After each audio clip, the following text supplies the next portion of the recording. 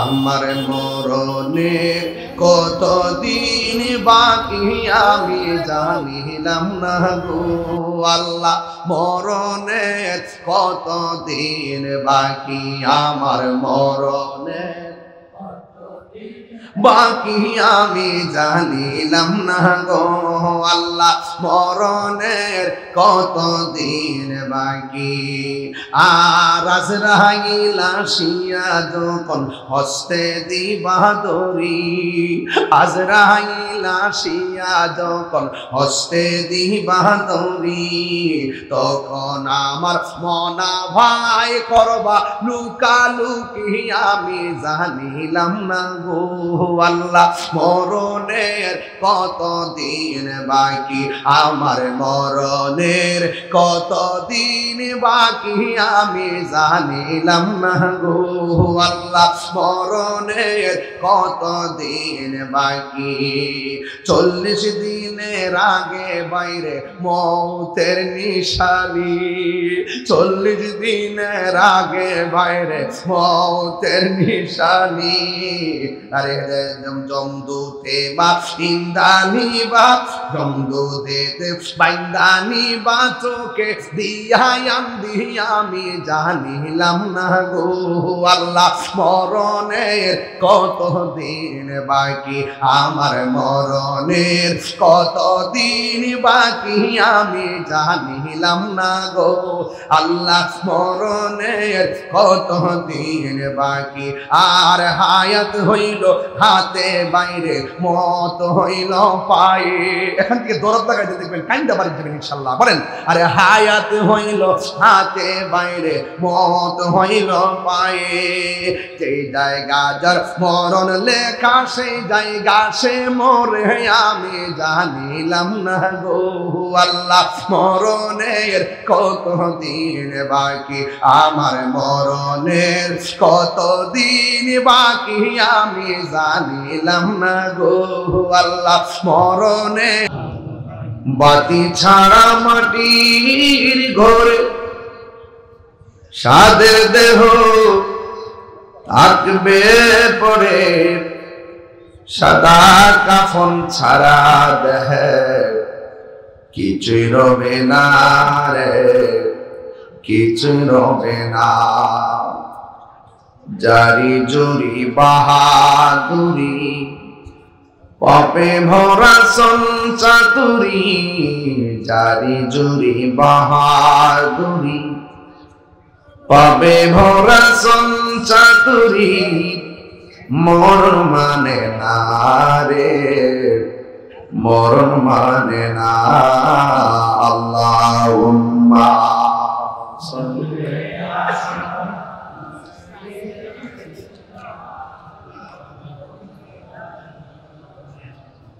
وعلى آل سيدنا।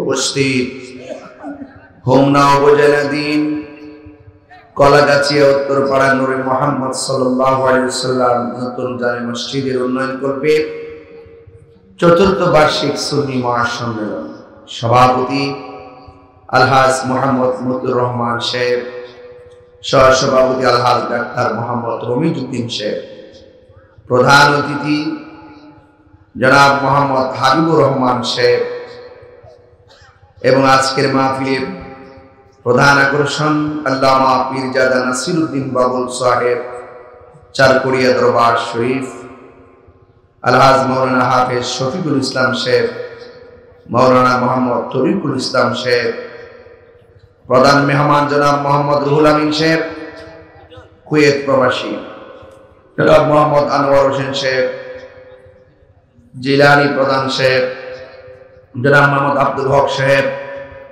প্রধান পৃষ্ঠপোষক জনাব ইব্রাহিম সরকার সাহেব, জুসাইম সরকার সাহেব, মাহফিল পরিচালনা মাওলানা আব্দুর রহমান সাহেব। চোখে দেখা অনেক অতিথি, পোস্টারে নাম লেখা আছে। গভীর রজনী দ্বার প্রান্তে আমরা যাচ্ছি আস্তে আস্তে। যে আল্লাহ রাব্বুল আলামিন আমাদের সকলকে আজকের মাহফিলে আসার বসার কথা বলার সুযোগ দিয়েছেন, এই জন্য শুকরিয়া তার কণ্ঠটাকে উঁচু করে দিয়ে পড়ুন আলহামদুলিল্লাহ। লাখ কোটি দরুদ ও সালাম ওই নবীজি নূরানি কদম মুবারকে, যিনি হায়াতুন নবী, নূর নবী, সুবহানাল্লাহ বলবেন না, গায়েবের খবর দেনেওয়ালা, হাজির ও নাজির, শাফাত করনে ওয়ালা, সেই নবীজির উম্মত হিসাবে আল্লাহ পাক আমাদের সকলকে কবুল করেছেন। এই জন্য শুকরিয়া তার আবারও কণ্ঠটাকে উঁচু করে দিয়ে পড়ুন আলহামদুলিল্লাহ। ভাইয়েরা আমার, আমি আপনাদের সামনে যতক্ষণ আলোচনা করব আদবের সাথে মায়া নিয়ে ওয়াজটা শুনবেন। এই পৃথিবীতে সবচাইতে দামি হলো আশেকের চোখের পানি, আর সবচাইতে ওজন হলো, ভারী হলো মানুষের কথা। এই জবানের কথা যদি আপনি সময় মতো ডেলিভারি দিতে না পারেন, জায়গা মতো যদি ডেলিভারি দিতে না পারেন, তাহলে আপনার এই কথাটা তোলার চাইতে হালকা।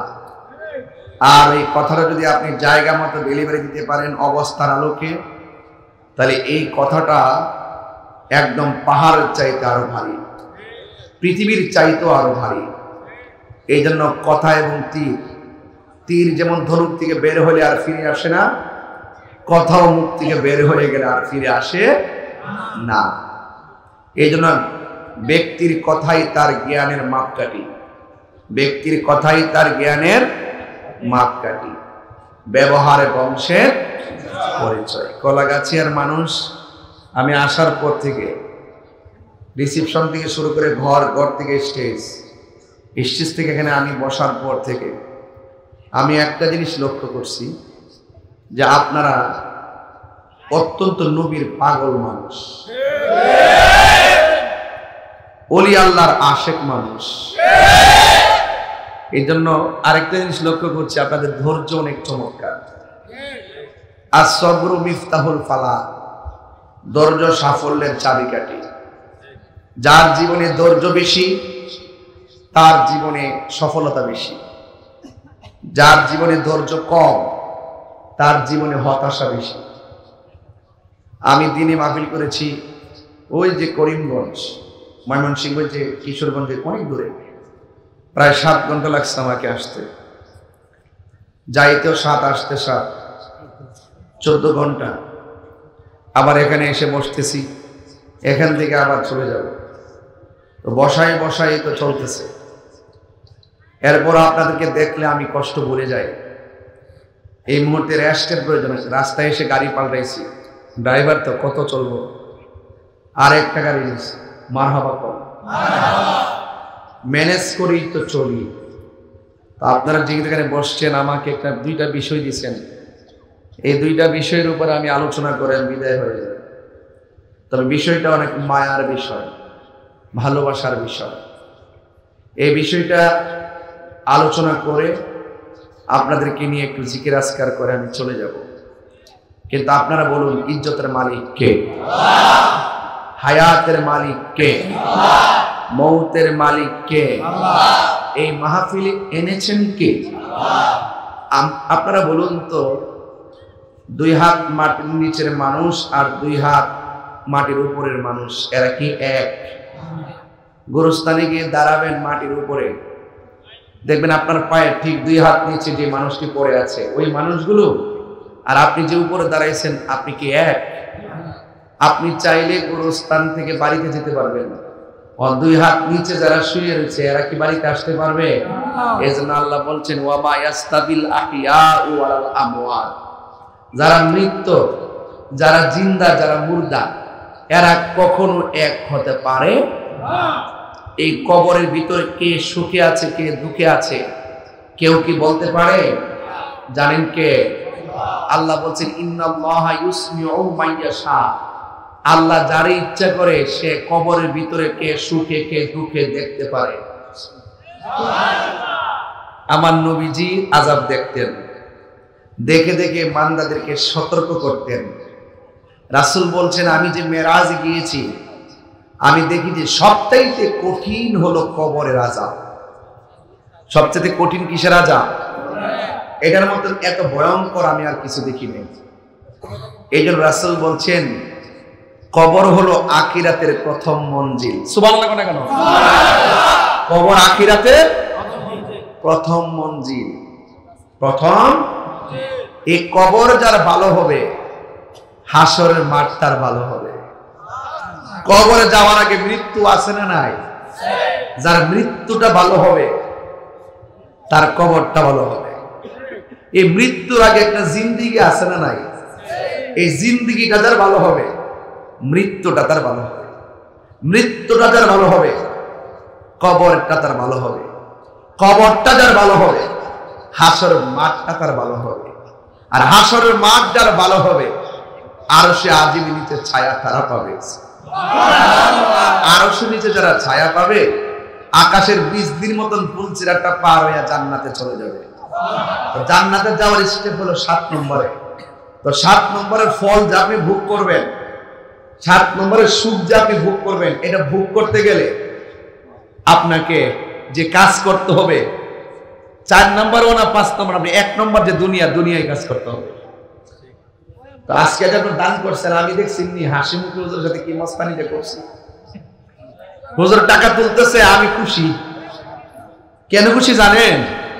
হুজুরের মুখ দিয়ে বলতেছে আপনারা মসজিদে টাকা দেন, আর আমার চোখ যাইতেছে দলিলের দিকে। হুজুর তো টাকা তুলতেছে না, বরং দলিলে আছে যারা আল্লাহর জন্য মসজিদে টাকা দেয় আমার আল্লাহ তার জন্য জান্নাতে বাড়ি বানায় দেয়।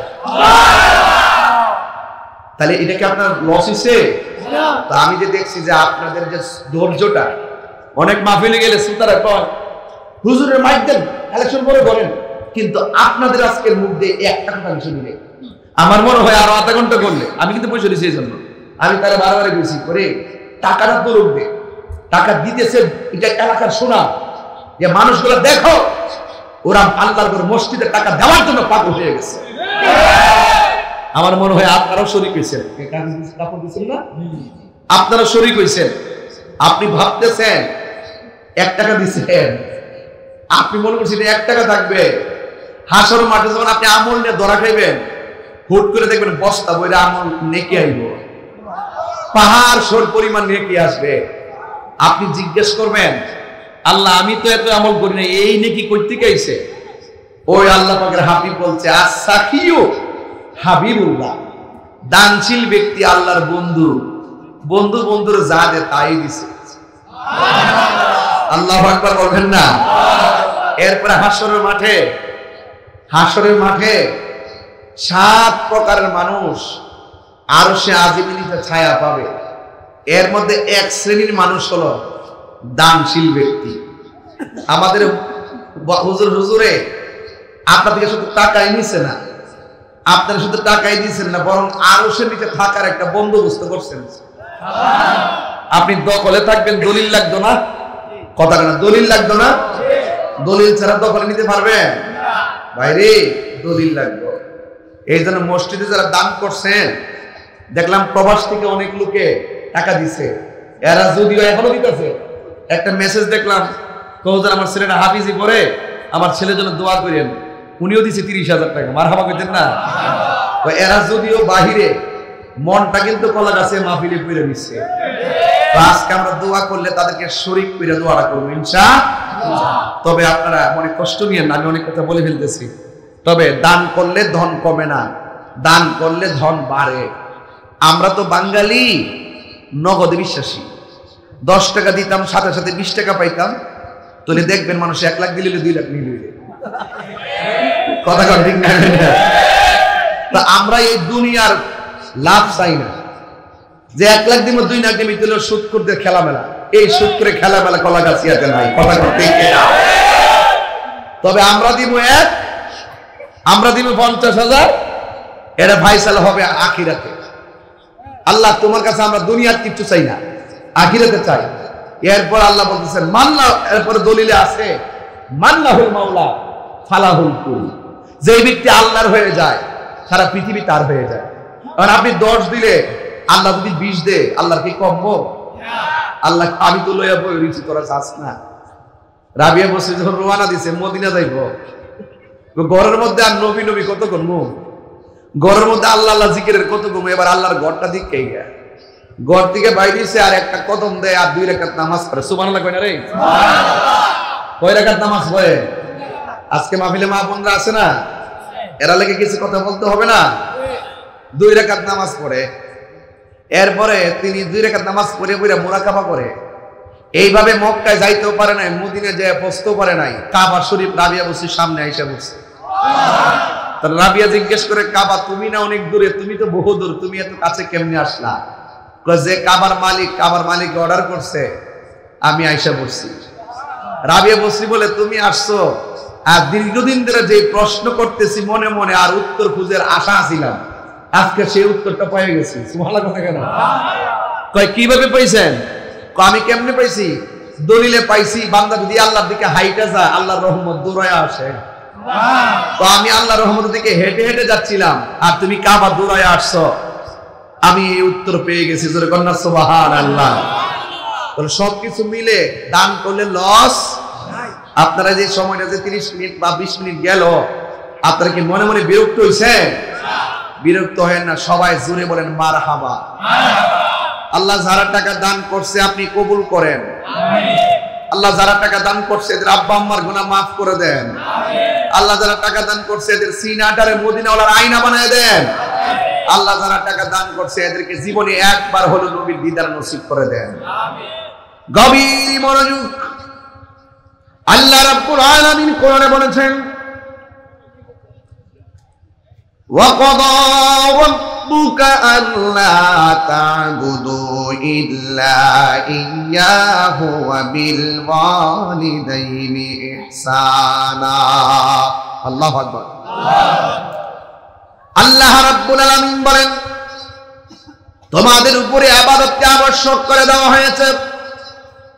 আমি আল্লাহ ছাড়া কারো ইবাদত করা যাবে না।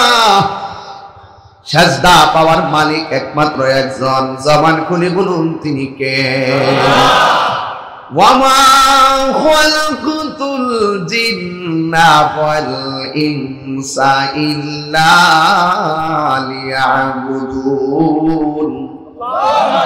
আল্লাহ রাব্বুল আলামিন বলেন, আমি মানুষ এবং জিন জাতিকে সৃষ্টি করেছি একমাত্র আমি আল্লাহর ইবাদত করার জন্য। আপনারা জবান খুলে বলেন ইবাদত পাওয়ার মালিক কে? ওই আল্লাহর ইবাদত করবেন যে আল্লাহ বলছেন, ইন্নাহু হুয়া ইউবদিউ ওয়া ইউঈদ ওয়া হুয়াল গাফুরুল ওয়াদুদুল আরশিল মাজিদ। ওই আল্লাহর ইবাদত করবেন যিনি আমার শুরুর মালিক, যিনি আমার শেষের মালিক। এর মানে হলো যিনি আমার হায়াতের মালিক, যিনি আমার মওতের মালিক। ওই ইবাদতের পর আল্লাহ বলছেন, ওয়া বিল ওয়ালিদাইনি ইহসানা। দেখেন ইবাদতের পরে আমার আল্লাহ খেদমতের কথা বললেন। তাইলে বোঝা গেল খেদমতের দাম কম না বেশি? আল্লাহর ইবাদতের পর আল্লাহ বলছেন খেদমতের কথা। এই জন্য আমার আল্লাহ বলেন, ওয়া বিল ওয়ালিদাইনি ইহসানা। তোমরা মা বাবার সঙ্গে ভালো আচরণ করো। মা বাপের চোখের মধ্যে পানি ফালাইয়া, মা বাপের চোখের মধ্যে পানি জড়াইয়া তাহিরির সামনে ওয়াজ শুনতে এসেছেন। আপনার মতন শ্রোতা তাহিরির দরকার নাই। যে পিসাবে বলবে মা বাপের খেদমত লাগতো না, আমি তোর সব, এটা পিসাব না, এটা হলো অভিশাপ। আর জোরে কোন ঠিক কিনা? মা বাবার মনে কষ্ট দিয়া কোনদিন আমার আল্লাহকে পাওয়া যাবে না। এই জন্য আমার যুবক ভাইয়েরা, মাশাআল্লাহ দেখছেন নি আমাকে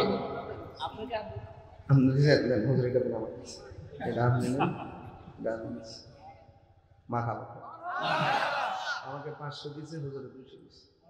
200 আমি নিলাম। মারা বাবা, এই 500 দিয়ে হইলো 5000 আর 200 দিয়ে হইলো 2 লাখ।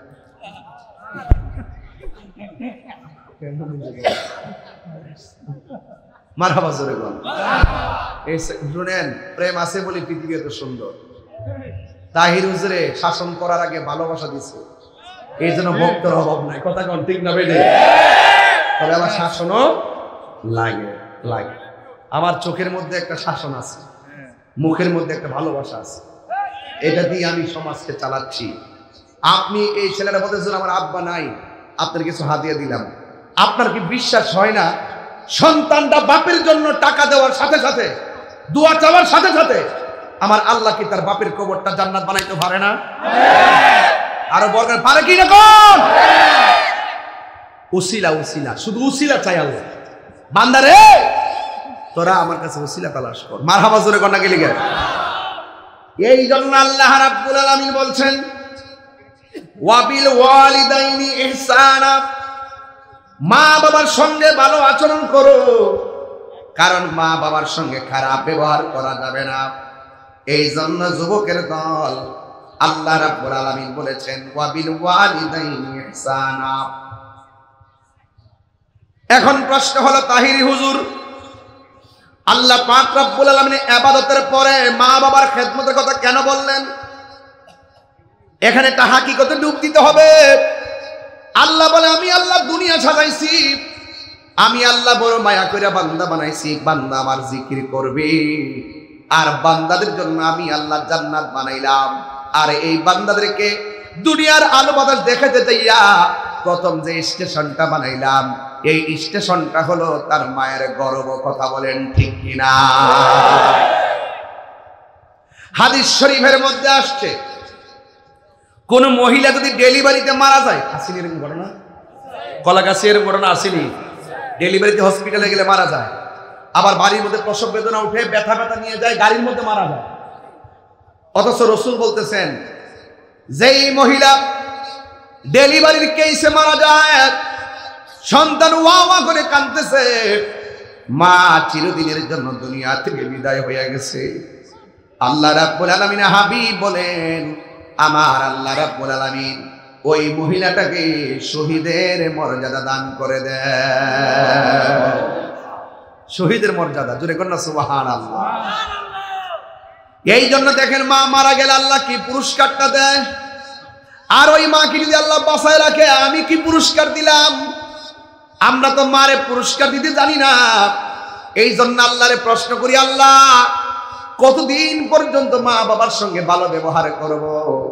আল্লাহ রাব্বুল আলামিন তো জানেন বান্দাদের অবস্থা। কারণ এই পৃথিবীর মধ্যে বান্দা যখন ভূমিষ্ঠ হয়, মা ছাড়া চলে না, বাপ ছাড়া চলে না। যখন বান্দা হাঁটতে শিখে তখনও মা ছাড়া চলে না। যতদিন পর্যন্ত সন্তানটা বেকার থাকে ততদিন পর্যন্ত সন্তানটা বাপ মার উপর নির্ভরশীল থাকে। যখন সন্তানটা চাকরি হয়ে যায়, ধীরে ধীরে সন্তানটা মা দুঃখিনীকে তারা ভুলে যায়। এমন সন্তান কলাগাছি আছে না না?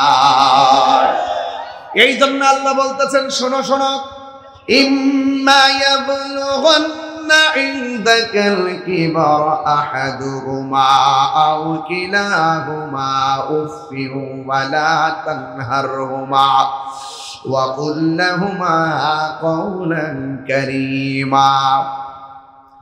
আল্লাহ রাব্বুল আলামিন বলেন ইম্মা ইয়াবলুগান্না ইনদাকাল কিবারা আহাদুহুমা আও কিলাহুমা ফালা তাকুল লাহুমা উফফিন ওয়ালা তানহারহুমা। আল্লাহ রাব্বুল আলামিন বলেন মা বাবা যদি বুড়াও হয়ে যায়, মা বাবার সঙ্গে ভালো ব্যবহার করতে হবে। আপনি রাগ করলে আমি ওয়াজ করব, কিছু কিছু বিয়াদব গুলারে সাইজ করবো। কথা বলেন ঠিক কিনা? এর গায়ে জোর আছে দেখে মা বাপরে ধমক মারে এমন কুলাঙ্গার সন্তান সমাজে আছে না নাই? আরো জোরে আছে না না? আমি মনে করলা যদি মা বাপরে ধমক মারো, খাল কাইটা তোমার জীবনে কুমির ঢুকাইছ, যেই ডাল ধরবা সেই ডাল ভাঙ্গা পড়বা। কথা বলেন ঠিক কিনা? এই জন্য আল্লাহ বলছেন ইম্মা ইয়াবলুগান্না ইনদাকাল, ঠিক আছে বল তাফসীর ঠিক আছে। এরপরে বলেন না সকালবেলা তাহিরি কোরআন হাদিসের বাইরে কথা বলছে। তোমার যদি হিম্মত থাকে তাহিরির সামনে কোরআন কিতাব নিয়ে বসো। আমার পরিষ্কার কথা, মা বাপরে কষ্ট দিয়ে মাহফিল সাজালে লাভ হবে না? মা বাপরে কষ্ট দিয়ে ফিরে বাড়ি গুরু লয়ে গেলে লাভ হবে? এই শীতের মধ্যে তুমি কম্বল দিয়ে ঘুমাইবা আর মা একটা কাঁথা দিয়ে ঘুমাইবো, লানাতুল জিন্দেগি ওই সন্তানের দরকার নাই। কথা বলেন ঠিক কিনা? আল্লাহু আকবার। রিসালাত ইয়া রাসূলুল্লাহ, আহলে সুন্নাত ওয়াল জামাত জিন্দাবাদ জিন্দাবাদ, আলী দুশমনরা হুশিয়ার সাবধান, মুফতি কাশিউদ্দিন আত-তাহির সাহেব জিন্দাবাদ জিন্দাবাদ। আল্লাহু আকবার জোরে বলেন। তো মোল্লার কথা মানবেন না আল্লাহর কথা মানবেন? আল্লাহ বলছেন বৃদ্ধ হয়ে গেল, মা যদি বুড়া হয়, বাপও যদি বুড়া হয়, দুইজনের সঙ্গে বৃদ্ধ হয়ে গেল ভালো ব্যবহার করতে হবে। কারণ তুই যখন ছোট ছিলি ইচ্ছা করে তো ছিপ দিয়ে ভালো রাখতে পারতো। ডান পাশে প্রস্রাব করছো, মা বাম পাশে নিছে, বাম পাশে প্রস্রাব করছেন, মা বুকের মধ্যে রাখছে। আরে বাপের কথা কি কইতাম রে? আরে বাপ একটা পরিশ্রমী নেতার নাম, বাপ একটা ঘাম ঝরানো প্লেয়ারের নাম, বাপ একটা রক্ত দেওয়ার প্লেয়ারের নাম, বাপ আরামের ঘুম হারাম করার মতো প্লেয়ারের নাম। এই বাপটার কষ্ট কেউ দেখে না, খালি পকেটে বাজারে যায়, ব্যাগ করে বাজারে নিয়ে আসে। কোনদিন সন্তানকে বুঝতে দেয় নাই বাজারটা কেমনে করছে। আর ওই বাপটারে যখন শীতের দিন কষ্ট দিয়ে একটা ভাঙ্গা করে ভালো রাখে, কাশি দেয় দেখা সন্তানের সহ্য হয় না। আল্লাহর কসম লিখে রাখো, একটা মানুষের দোয়া আল্লাহ ফিরাইয়া দেয় না, একটা মানুষের বদদুয়া আল্লাহ ফিরাইয়া দেয় না। এটার মাঝখানে কোনো পর্দা থাকে না। দোয়া করলেও কবুল হয়, বদদুয়া দিলেও কবুল হয়। এটা হলো মা বাপ। মা বাপের দুয়ার দ্বারা বহুত লোক ওলি হইছে, প্রমাণ আছে না নাই? আর যখন আছে না নাই? আবার জোরে বলেন আল্লাহু আকবার বলেন। আমার যুবক ভাইরা ওয়াজ তো করতেই হবে। তো মা বাপরে কান্দাইলে কোনো লাভ হবে না। এই দেখেন একটা হাদিস বলে যায়, বিহি ক্বালা হাদাসানা মুসাদ্দাদুন ক্বালা হাদাসানা বিশর ইবনুল ফাজল ক্বালা হাদাসানা আল-জরাইর আন আব্দুর রহমান ইবনে আবি বকর আন আবিহি ক্বাল ক্বালা রাসূলুল্লাহ সাল্লাল্লাহু আলাইহি ওয়াসাল্লাম, আল্লাহর হাবিব বলেছেন, আলা উনাব্বিউকুম বি আকবারিল কাবায়ের, আমি কি তোমাদেরকে তিনটা বড় বড় কবিরা গুনাহের কথা বলবো না? এবার ডাক দিল, ইয়া রাসূলুল্লাহ, ক্বালু ইয়া রাসূলুল্লাহ, বালা ইয়া রাসূলুল্লাহ, অবশ্যই আপনি আমাদেরকে বড় বড় তিনটা কবিরা গুনার কথা বলে দেন। আপনারা কলা গাছের মানুষ, সবচাইতে বড় তিনটা কবিরা গুনাহ জানার দরকার আছে না না? এক নম্বর হলো যে আয়াতটা পড়ছি, আল ইশরাকু বিল্লাহ। এক নম্বর হলো আল্লাহর সঙ্গে শরীক করা। মাথাটা ব্যথা করছে, গাঁটটা ব্যথা করছে, এখন গলাটা কাটতে ফেলাই দিই, কি করব? মাথা ব্যথা হইলে ওষুধ খাবো। মাজারে যদি কোনো বেড়া যদি যায় গাঞ্জা খা, মাজারে কোনো বেড়া যায় ফেন্সি খা, আমরা কি ফেন্সি যে খা হ্যাঁ দৌড়মু নাকি তা মাজার ভাঙবো? তো আমার দেশের মানুষ ওই কেডা কোন মাজারে যায় আপাদা হচ্ছে, উপরদা হচ্ছে, গাঞ্জা গাইছে, ওই হিডা জিদাই না মিডা আইল। কথা কোন ঠিক না বেটি? আমরা জানি না এই হাদিস কি আছে কিনা হুজুর। এই যে তিনটা কবিরা গুনার মধ্যে সবচেয়ে বড় কবিরা গুনাহ হইলো আল্লাহর সঙ্গে শিরিক করা। হ্যাঁ আমরা বুঝা, আমরা বলে মাজারে যাইয়া বলে ওলি আল্লাহর সঙ্গে বলে আল্লাহর সঙ্গে বলে শিরিক করি। কোন এটা কি সত্য না মিথ্যা? মিথ্যা। হ্যাঁ অভিযোগটা সত্য না মিথ্যা? হ্যাঁ অপবাদটা সত্য না মিথ্যা? এই মিথ্যাবাদী হলো মুনাফিক।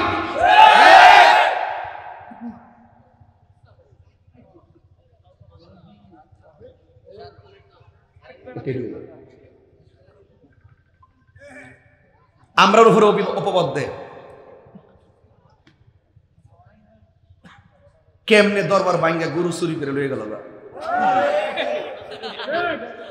কেমনে দরবার আগুন লাগাই দিয়া, শুধু দরবার আগুন লাগাইছে না, মসজিদে পর্যন্ত আগুন লাগাই দিচ্ছে। এবার ওই মসজিদে কোরআন শরীফ গুলোর ছাই বানায় ফেলাইছে, ফ্যান গুলারে বাইরে ফুয়ে ফেলাইছে, এসি গুলো লয়ে গেছে গা। জীবনে কত চুর দেখছি, রাত্রেবেলা চুরে হিন্দিয়া চুরি করে, কেউ যাতে না দেখে। এরা ডাইরেক্ট প্রকাশ্য মনে করছে যে বডি মতের মাল, সুন্দর কইরা চুরি কইরা গরু, ছাগল, ভেড়া, দুম্বা, উট, মানে এ দরবারের গাছ গাছালি, পুকুরের মাছ যা আছে সব দেখছি, হান্ডি ভাতিল সব চুরি করে লয়ে যেতেছে গা। সারা জীবন কইতাছে বেদাত বেদাত, এখন চুরি করে নেওয়ান কোন কিতাব হয়েছে আবাদত। কোন কেমন লাগে? এইরকম এরার হাতে কি ইসলাম নিরাপদ? আরে এদের হাতে কি ইসলাম নিরাপদ?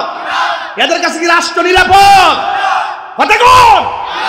যারা মসজিদের মধ্যে আগুন ধরে দিছে, যারা আল্লাহর ওলির দরবারের গাছগাছালি কাইটে লইয়া গেছে, যারা প্রকাশ্য গরু চুরি করে লইয়া যা, মাথায় টুপি, পরনে পাঞ্জাবি এবং ঘোষণা দিয়া যারা দরবার চুরি করে, লুটপাট করে, এদের কাছে ইসলাম নিরাপদ না, এদের কাছে রাষ্ট্র নিরাপদ না। হাত তুলে বলেন ঠিক কিনা বলেন? আল্লাহু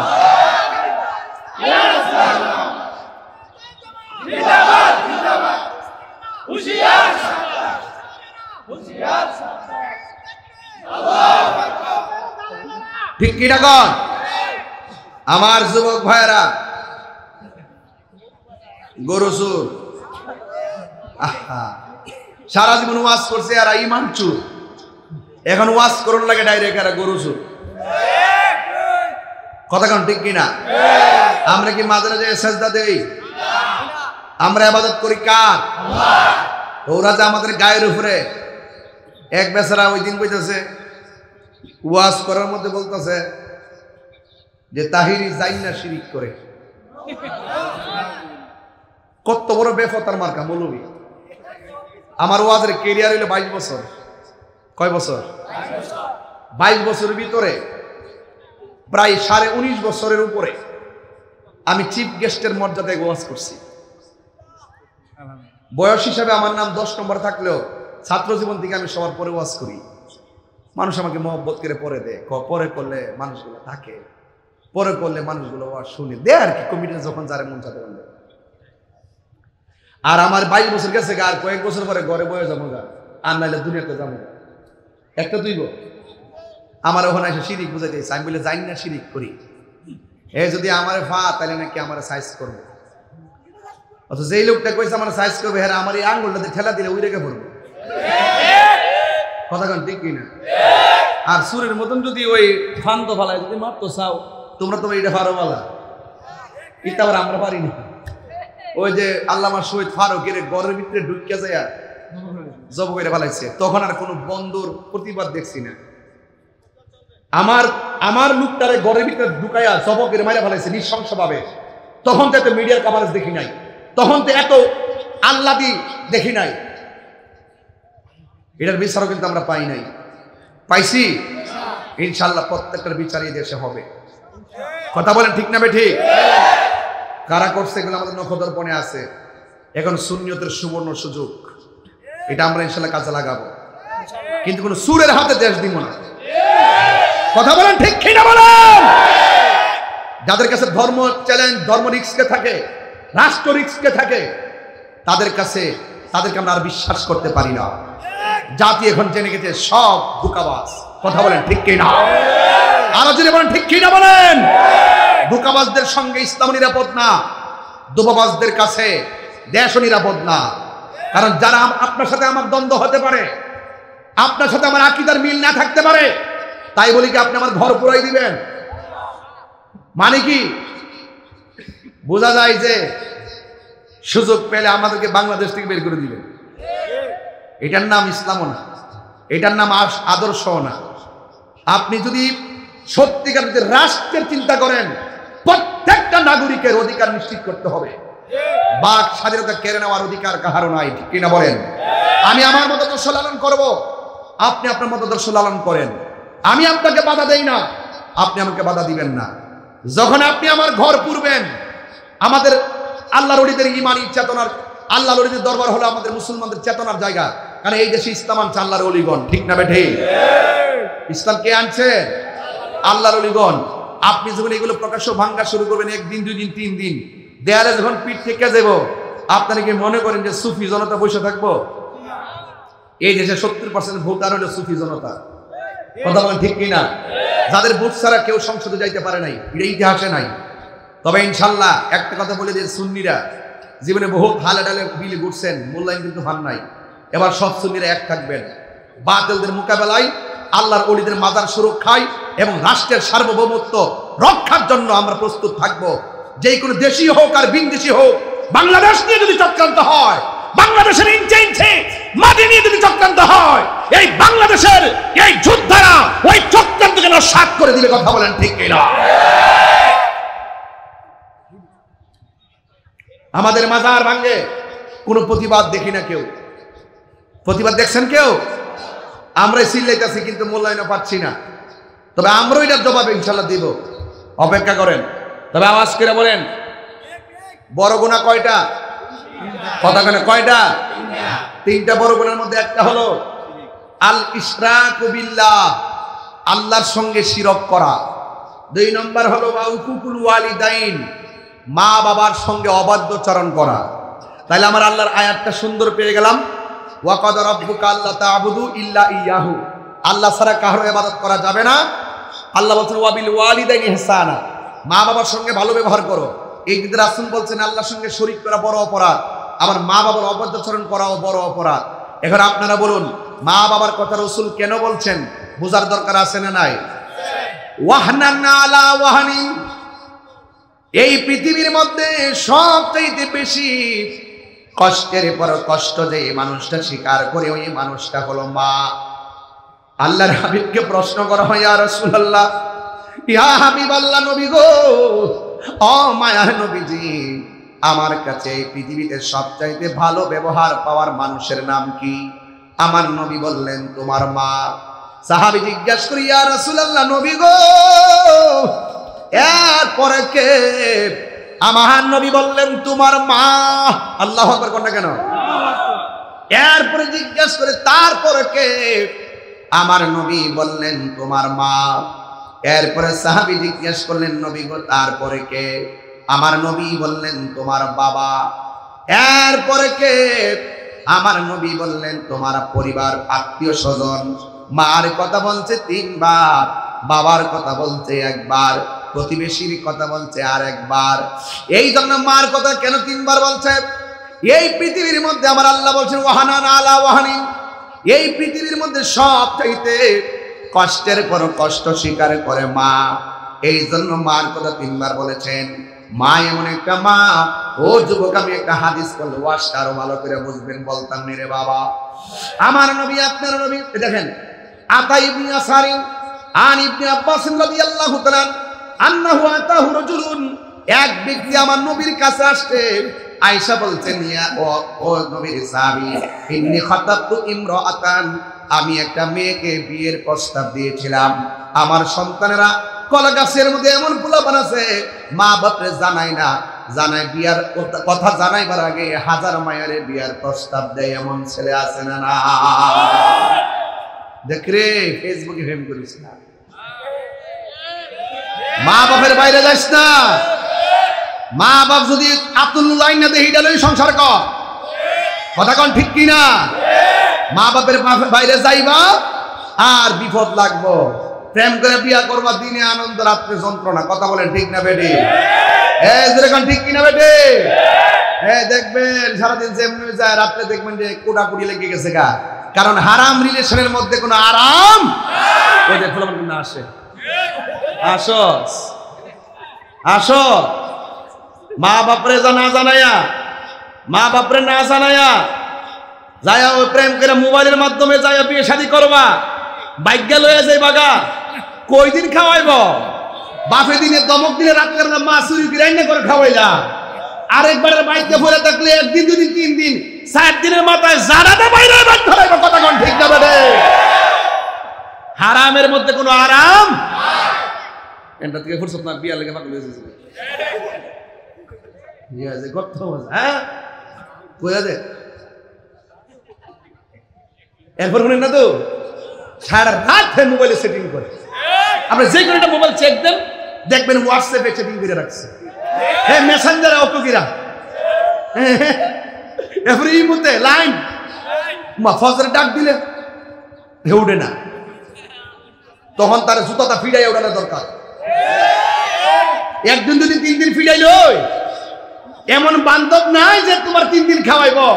ঘুরে ঘুরে মা বাপের খাওয়ার তোরাই ভর্তিব। বেকার থাকলে মা বাপ সারা বুঝে না, যখন চাকরিটা হয়ে যা তখন আর মা বাপরে মূল্যায়ন করে না।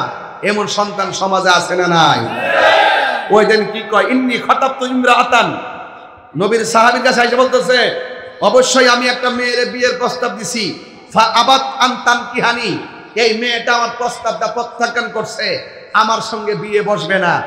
তখন কি হলো, ওয়া খতাবাহা গায়রি, একটু পরে আরেকটা ছেলে মেয়েটার বিয়ের প্রস্তাব দিছে, দেওয়ার পরে ফা আহাব্বাত আন তানকিহাহু, তখন মেয়েটা বিয়ের প্রস্তাব রাজি হইছে এবং তার সঙ্গে বিয়ে হয়ে গেছে। ফা গিরতু আলাইহা ফাকাতালতুহা, আমি তখন রাগান্বিত হইছি, রাগান্বিত হয়ে কি করছি, ফা কাতালতুহা, আমি মেয়েটারে মাইরে ফেলাইছি, হত্যা করে ফেলাইছি। আমার দেশে দেখবেন কিছু কিছু মানুষ আছে, মেয়ে যদি রাজি না হয় কয়েকটা বন্ধু বান্ধব মিল্লা তারে মাইরা ফেলা। মারে কি মারে না? আরে বাবা কানে ধর, কানে ধর, এই যুবক না ধরিস না, মুরব্বীরা চাইয়া দিছে, তোমরা দেখতেছে, তোমরা যে শাসন করতেছি, হ্যাঁ আবার এসিড মারে, আবার মুখে মারে। ভাইরে একটা কথা কয়ে দেশ বাজান, জীবনে যাই করেন না করেন মানুষ হত্যা করেন না। একটা মানুষ হত্যা করা মানে পৃথিবীর মানুষগুলোর হত্যা করে দেওয়া, এই হত্যা কোনোদিন করবেন না। আপনি একটা মেয়ের বিয়ের প্রস্তাব দিচ্ছেন, মেয়ে যদি বিয়েতে না রাজি না হয়, আরেক জায়গায় যদি মেয়েটার বিয়ে হয়েও যায়, তাহলে মনে করবেন যে আপনার কপালে মেয়েটা আল্লাহ লিখে রাখে নাই। কথা কোন ঠিক কিনা? আবার কিছু দেখবেন মেয়ের মাও রাজি না, বাপও রাজি না, ছেলের মাও রাজি না, বাপেও রাজি না, লাস্টে দুটো সিদ্ধান্ত নেয়, তোমার বাপ যেহেতু রাজি না, আমারও বাপে যেহেতু রাজি না, এ জন্মে তোমাকে না পাই, পর জন্মে যেন পাই। কি করতে হবে? কয়েকটা রশি লইয়া এই মাথায় তুমি বাঁধো আর ওই মাথায় আমি বান্ধি, গাছের উপরে উঠো, আমরা দুইজন দুইজনকে বাইরে বাহ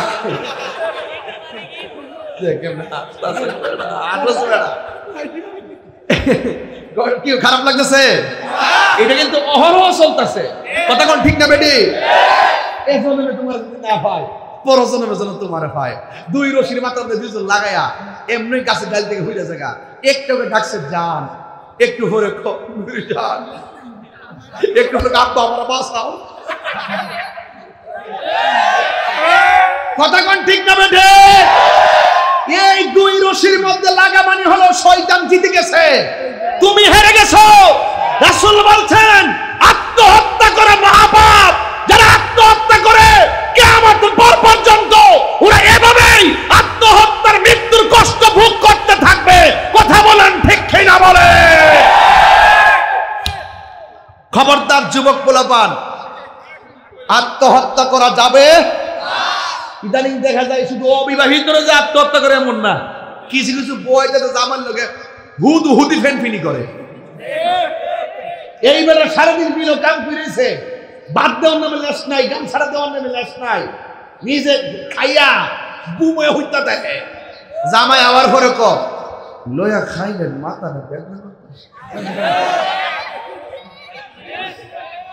যদি বউটা কইতো আপনার লাগে আমি খাইছি না, জামাই কইলে যে আমি সারাদিন কষ্ট করছি, আমার দুঃখ শেষ।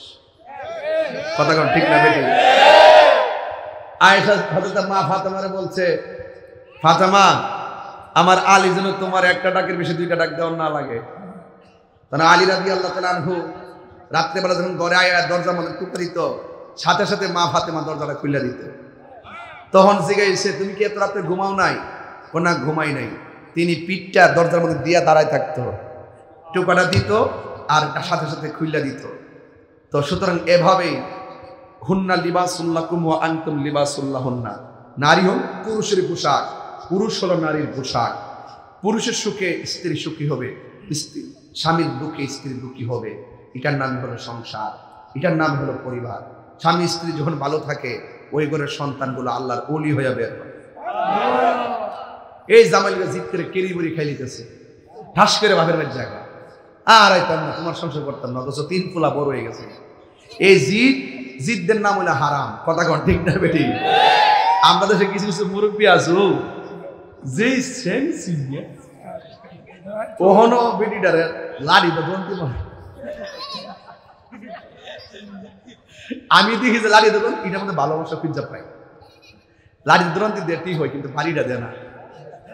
আর আমরা দেশের মধ্যে যে যুবকরা আছে, হেরা হেরা নতুন ভিডিও করে না, ভিডিও করে আরে যে লোকটার লাগে তোমার পাগল, এটা সংসার করবা, এটা তুমি খুশি আমি সমান করে লিয়েছো, এটার নাম সংসার না, এটার নাম কি না? সংসার না, দমক টমক দিবা আর দিল একটা আসতে দিবা। হাদিসের মধ্যে তো আছে মৃদ শাসন করো, মৃদ মৃদ ওকে বাইরে জহমান করিয়া এইগুলা করা যাবে না। তো এই জন্য দেখেন কি করছে এই বেহতারে, কি করছে বেহতারে, কি করছে ফাকির তু আলাইহা ফাকাতাল তুহা, মেয়েটার আমি বিয়ের প্রস্তাব দিলাম, মেয়েটা রাজি হয়েছে না, আরেকবারে প্রস্তাব দিল, হের কথায় রাজি হয়ে গেছে না, আমি রাগ করছি, কইলা কি করছি, ফাকাতাল তুহা, আমি মেয়েটার মাইরা ফেলাইছি। তখন সে বলতেছে ফাহাল লি মিন তাওবাতিন, হে নবীর সাহাবী আমার জন্য কি কোনো তওবার দরজা খোলা আছে? তখন সাহাবী বলতেছেন ক্বালা উম্মুকা হাইয়াতুন, এ যুবক তুমি যে মেয়েকে মেরে ফেলছো, শোনো আমি জানতে চাই তোমার কি মা জীবিত আছে? ক্বালা লা, ছেলে বলছে না। তখন ক্বালা ইবনে আব্বাস, আব্বাস বলছেন তুব ইলাল্লাহি আযজা ওয়া জাল্লা, তুমি আল্লাহর কাছে তওবা করো, ওয়া তাকাররাব ইলাইহি মাসতাতা, তোমার এই প্রচেষ্টা জনিত তওবার কারণে এমনও হতে পারে আল্লাহ নৈকট্য লাভ করতে পারো। কিন্তু একটা সাহাবী আতা ইবনে ইয়াসার বলতেছেন ফাযাহাবতু, আমি গেলাম, ফাসাআলতু ইবনে আব্বাস রাদিয়াল্লাহু আনহু, আমি আব্বাস রাদিয়াল্লাহু আনহু যাইয়া প্রশ্ন করলাম, হে আব্বাস লেমা সাআলতু আন হায়াতি উম্মিহি, ছেলেটাকে মেরে মাইরা ফেলাইছে, আপনি দ্বিতীয়বার বললেন যে আল্লাহর কাছে তওবা করো, কিন্তু প্রথমবার বলছেন না তার মা জিন্দা আছে কিনা। আপনি দ্বিতীয় কথাটা আগের কথাটা পরে বললেন, পরের কথাটা আগে বলছেন, কারণটা কি? আপনি তো প্রথমেই বলতে পারতেন যে তুমি আল্লাহর কাছে তওবা করো, তুমি হত্যা করছো, অন্যায় করছো, এই কথা না বলে আপনি বলছেন ক্বালা উম্মুকা হাইয়াতুন, তোমার আম্মা কি জিন্দা আছে? লেমা সাআলতাহু আন হায়াতি উম্মিহি, আপনি ছেলেকে প্রশ্ন করছেন তোমার আম্মা কি জিন্দা আছে? ফাকালা, তখন ইবনে আব্বাস বলেন ইন্নী লা আ'লামু আমালান আকরাবা ইলাল্লাহ, আল্লাহর কাছে আমি আমল সমূহের মধ্যে সবচাইতে কারেন্ট একটা আমল পাইছি। সুবহানাল্লাহ বলতেন না? সেটা কি?